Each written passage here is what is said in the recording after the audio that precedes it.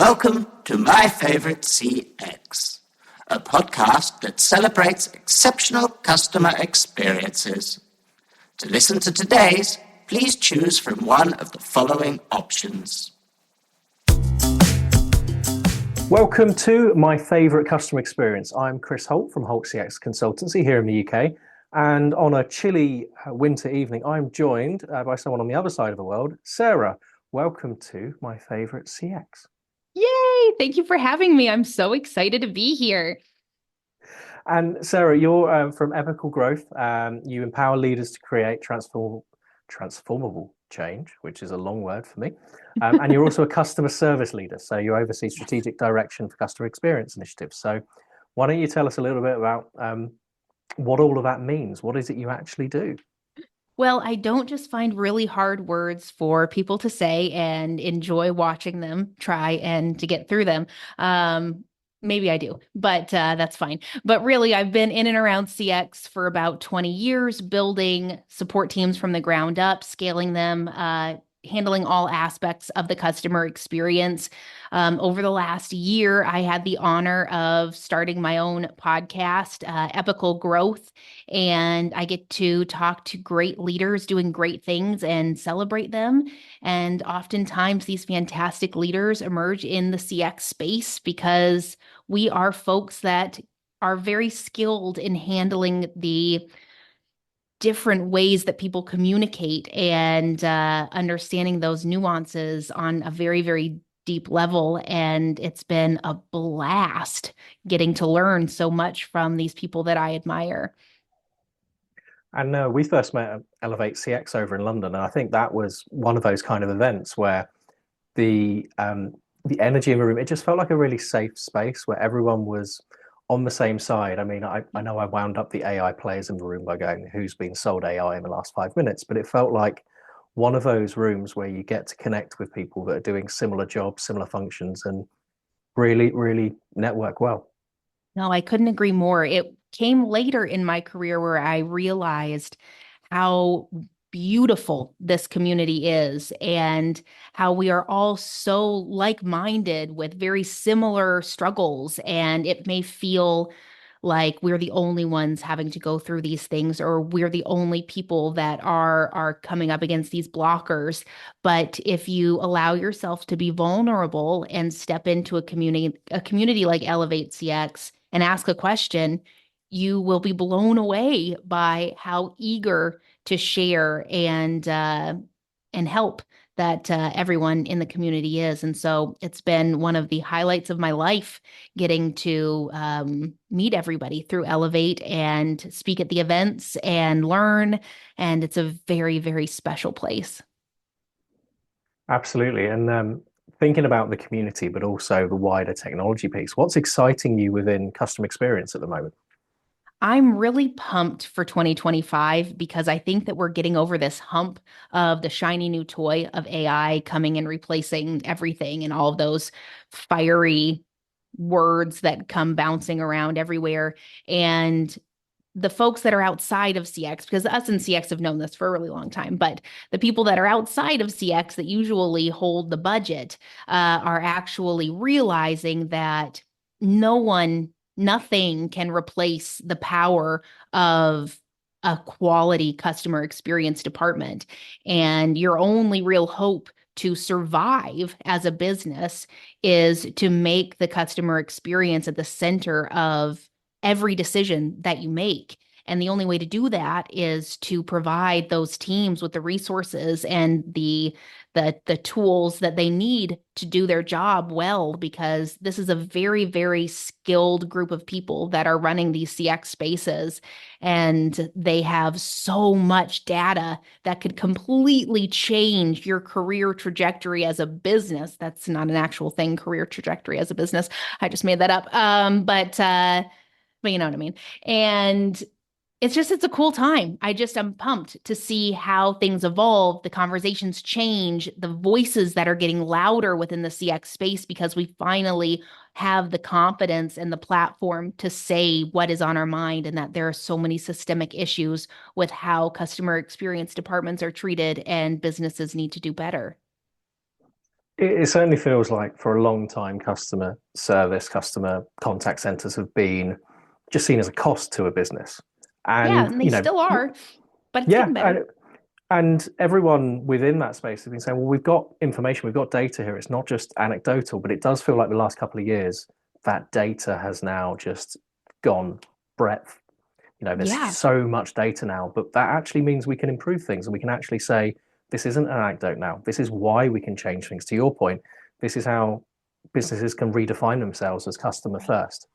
Right. And not just put that as your tagline and then, never follow through. It's your actions speak louder than words. And the way that your customers feel about the people that are serving them or the choices that businesses make to have bots serve them ineffectively are what tells them how the company values them. And with so many companies doing the same exact thing, except for maybe a couple of things that are a little tiny bit different, customers now have the ability to pivot anytime they feel the slightest, this doesn't feel like this fits me anymore. And churn is just nuts because this isn't how it used to be. This is a totally new era where the customers do hold all the cards. You can shift services easily nowadays. You're not stuck. And it's the companies that realize this and build those foundations that are actually driven by CX leaders instead of folks that think they know what it means to provide quality service or extract information in specific ways. No, we've got folks now that have been doing this for 20 years. We are veterans. We are very skilled. And it's going to change the game for those companies that actually lean into it. And it is one of those that for a long time it didn't matter where you had monopolies in industries. Yeah. And before you had multinational and businesses wherever, you could essentially have a really low bar for service and it didn't matter because your customer was stuck. But Yep. now anyone can pretty much move any service to anything they want. So, and customers also rarely forget the bad, which is why this podcast is here, so we can remember the good, which we'll get to in a moment. But I think your point of how people are made to feel, there was something that happened with my bank a while back, and that stored up here for like, well, at some point, I might need to call back on that and go, well, actually, that wasn't good enough. And it's how many strikes do you give a service, and it kind of depends on what you use that service for, I guess. Yeah, no, that's such a great point because we are all consumers. Every single person is a customer of something. And we all know how quickly we are on our phones when something, you get an email and it doesn't actually answer your question because they didn't read your email because they're probably so stretched, so thin because they don't have the resources that they need that they're just trying to bang through as fast as they possibly can. And that's everybody that's just trying to do their best when they're on customer service teams. But then you remember and you're like, what the heck? I'm wasting my time having to explain this again while I'm waiting for them to reply to this email. Let me do a quick Google search and see what other options are out there. And then you start to read through, oh, wow, I never thought that we could have this included. Ooh, that's a little bit cheaper, but does it have everything? It does. Let me start a free trial. And then next thing you know, hey, I'm actually going to leave your service. I'm going over here. I may be back, who knows, but I don't want to be here right now because I don't feel valued.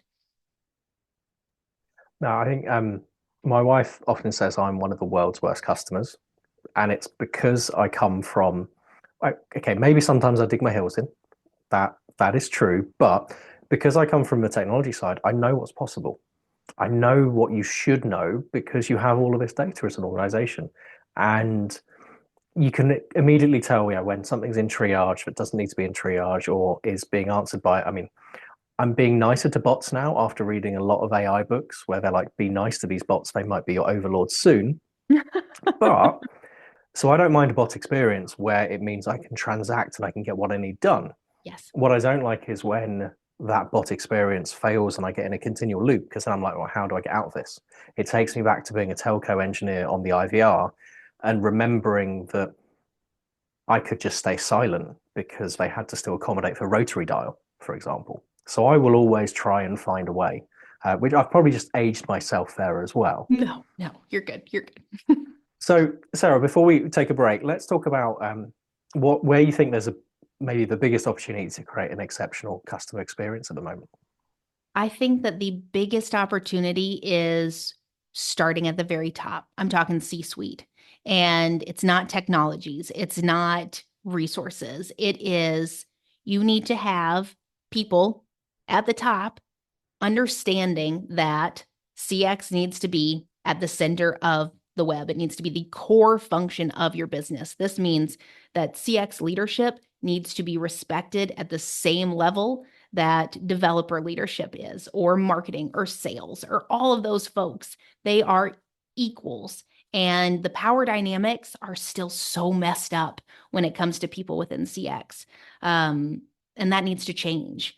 And they need to have control of their budget. They need to be trusted to get the things that they need and the resources that they need, but they need to be invited to every single meeting. They need to probably be leading every single meeting, because the choices that you make for your products or for your projects or for your new releases or your fixes or all of that, that should just be decided on based on what the people that are already paying for your service are telling you. And if you're coming up with these excuses of we have too much tech debt, no, that's a you problem. That's not a customer problem. Fix the tech debt and then we can reset. Or if they're saying, oh, this is just we've only heard about this thing a couple of times. This isn't that big of a deal. It's not that big of a deal. What are the statistics for the number of people that stay silent and leave versus the people that actually reach out about issues that they're having with the system? You are dealing with a much bigger problem than you realize. And you won't know that unless you value the people that are talking to the customers, extracting that data just as much, if not more, than any other person within your organization. I think you had a really pertinent point there where we talked about if you're waiting for a customer to tell you something's wrong, then you're waiting for a small percentage of customers that are then motivated to tell you something's wrong. There is a much bigger iceberg of customers that have probably already decided something's wrong and gone elsewhere. Yep. And I think that takes us into maybe we'll now think about something positive and about an experience that you've had. But first, before we do that, we are going to take a short break. So join us after a couple of announcements. I'm Halsey, your AI-powered favorite experience agent. I can see you've contacted us previously, so I'm loading up your favorite hold music.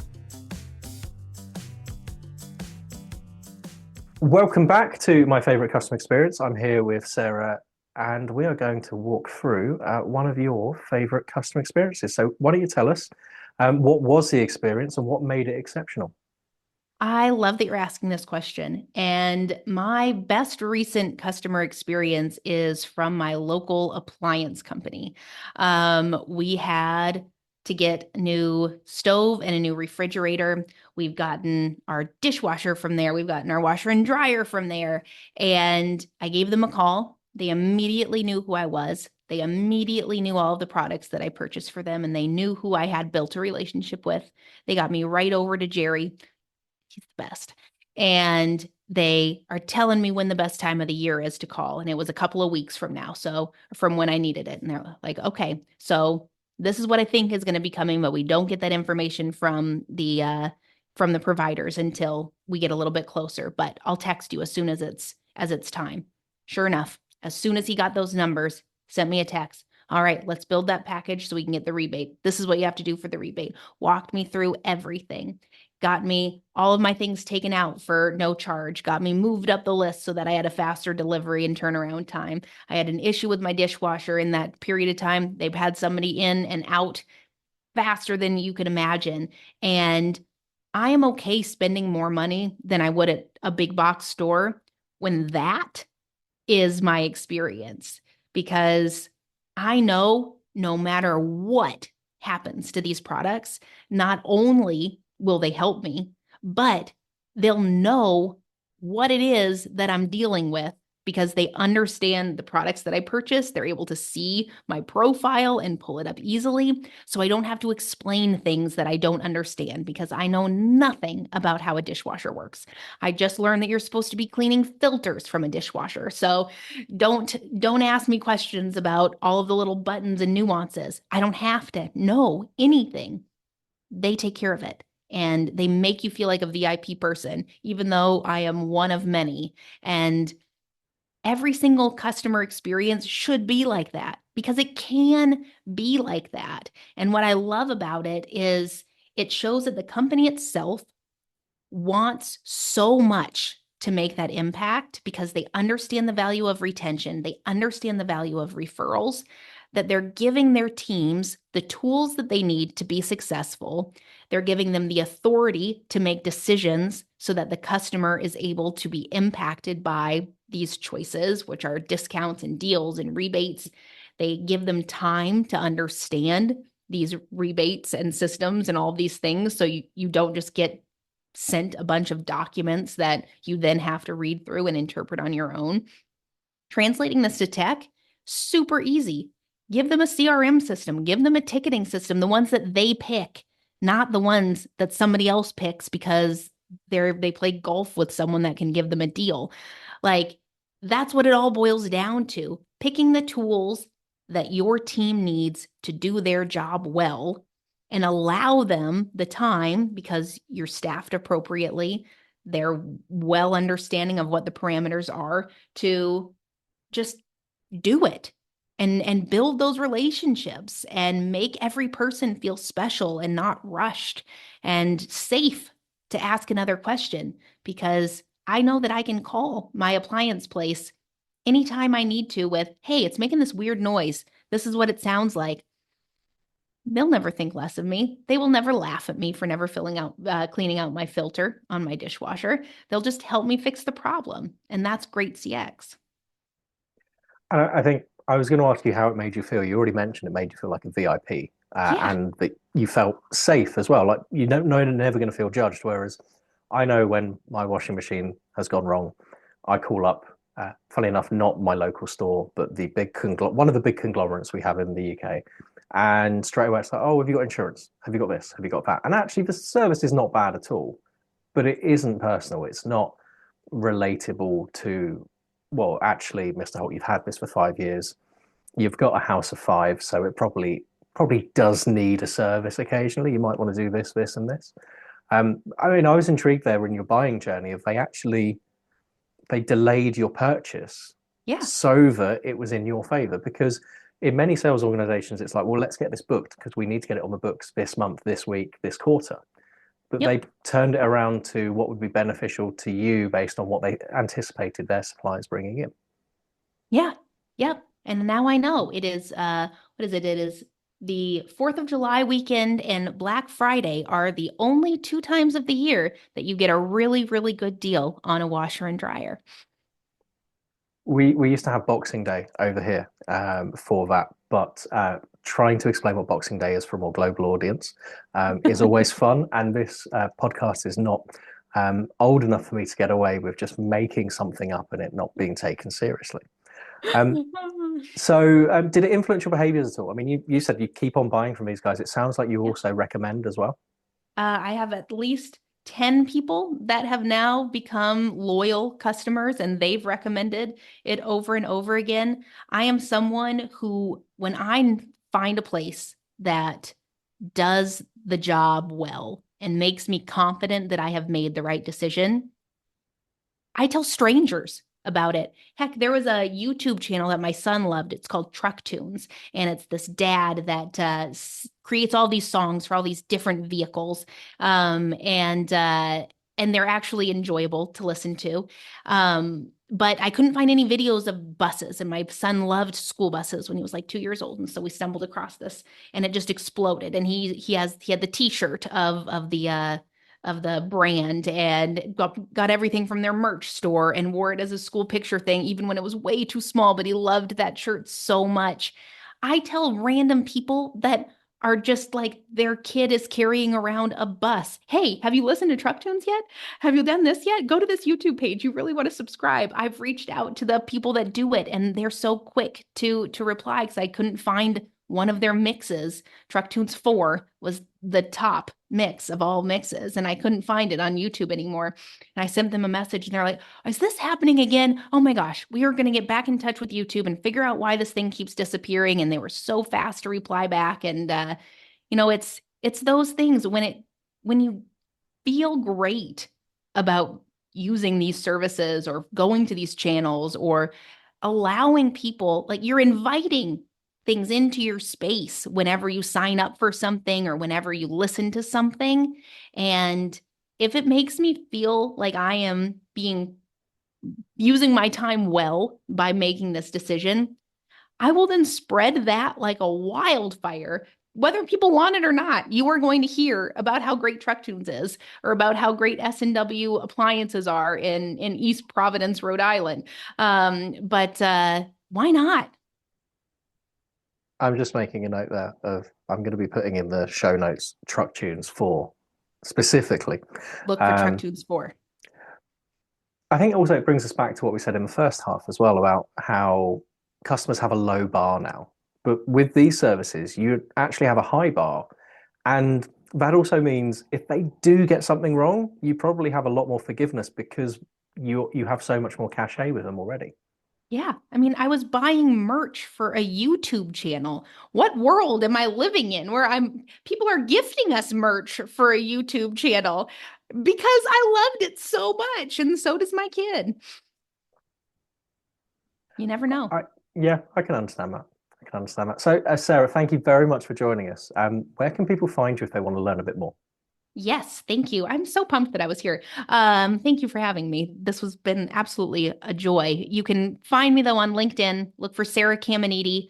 And I'm probably already connected with somebody that you know. You never know. 6 Degrees of Kevin Bacon is a real thing. Also, you can find me on Elevate CX. If you're not a member of the community, if you ask to join, I will be the one that will be giving you the okay and adding you to the crew. And I would be excited to give you a warm welcome. And don't be a stranger. Find Epical Growth wherever you listen to podcasts. But I hope to meet some of these listeners out in the wild. Awesome. Well, Sarah, we'll put all of those links in the show notes, and I'll have put some QR codes dotted around over the last bit of the conversation. Thank you very much for joining us and sharing your favorite customer experience. Thank you for listening to My Favorite CX. Your listenership is important to us. On your keypad, please press a number between 1 and 5 to rank how much you've enjoyed your experience.